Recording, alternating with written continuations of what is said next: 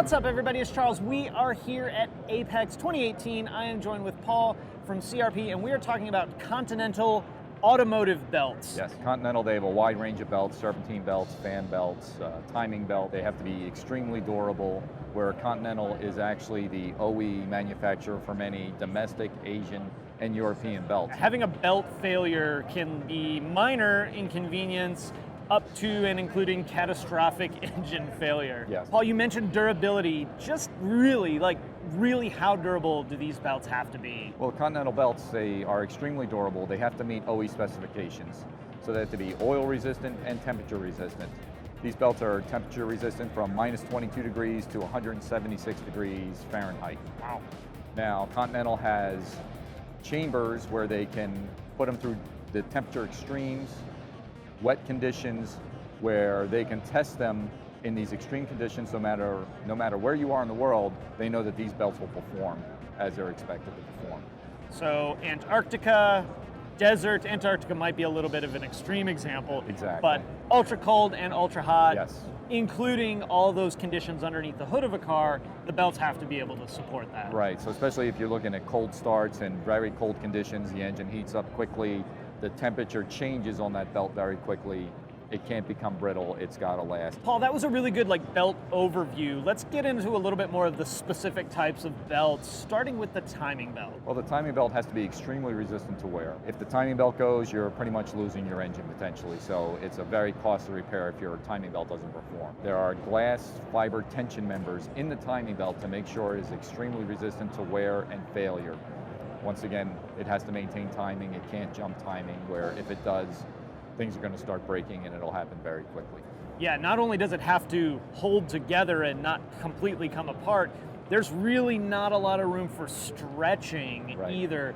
It does have a tensioner with a little bit of flexibility, but ultimately you need that belt to be the same size at mile 1 as you do at 130,000 miles, depending on when the interval is. Yeah, exactly. All right, Paul, let's move on to the next most important belt, the serpentine belt, the accessory belt. We're going to be driving our alternator, power steering pump possibly, AC compressor, and other accessories as well. There's tons of manufacturers of serpentine belts out there. What makes Continental different, better, faster, cooler? Well, once again, these belts have to be extremely wear resistant and durable. They have, once again, higher change frequencies. Some of them last 60, 80, 100,000 miles. The Continental belt offers 98% power efficiency in terms of its durability and its performance. It has a lower profile design which performs better under higher revs. It reduces noise and also gives you cooler running temperatures for the belt. And I think it's important to remember too, when checking that serpentine belt, no longer can we just look down and go, oh, there's a bunch of cracks in it.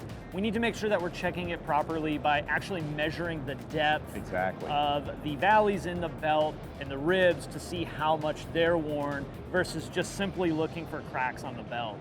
Yes, that's extremely important, and also you want to check for edge wearing on the belt as well, because that's going to mean something's out of alignment, so you want to make sure to check that, and if needed, replace that belt. And I think it's important too to remind everybody, just because your serpentine belt doesn't drive the vital internal engine components, failure of that I have seen lead to catastrophic engine failure. Maybe it drives the water pump, or maybe it actually fails and gets pulled behind the timing cover and can then cause timing issues. Paul, before we started recording, you were talking to me about some specialty style serpentine belts and some different applications. Can you go into some more detail on that? Yeah, there's a few different types of belts. There's silent grip belts, there's tough grip belts, there's elast belts. Now, these belts all have different features that are designed into the specific engine. These aren't belts that you'd want to buy based on, hey, this is a silent grip, this is a tough grip, or this is an elast belt.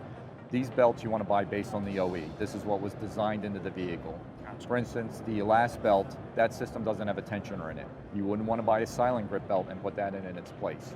Now, these have different coatings and fabrics in them that give them different properties that once again help them perform in the specific engines that they were designed to run in. The silent grip, obviously it's going to run quieter. It also has a higher grip friction for that specific application, so it reduces slip, which might have been an issue when they were originally designing that engine, that they needed something with more grip, and then they came up with this style belt and the different properties that it had. So the main thing to remember with these, don't buy it for the brand name in terms of that it's an Elast, a tough grip, or a silent grip. That's more dressing. You're buying it to be the OE specific number that belt is covering is the one that you want to use. Right, so if it had the Elasti belt on it, make sure that's what's going back on it, because Exactly. the whole system was designed to run on that belt, whether it's any one of the ones you just mentioned. Right. Make sure you put back on basically the right belt. Whether you took the right belt off or not, that may be a different story. Maybe someone else didn't put it on.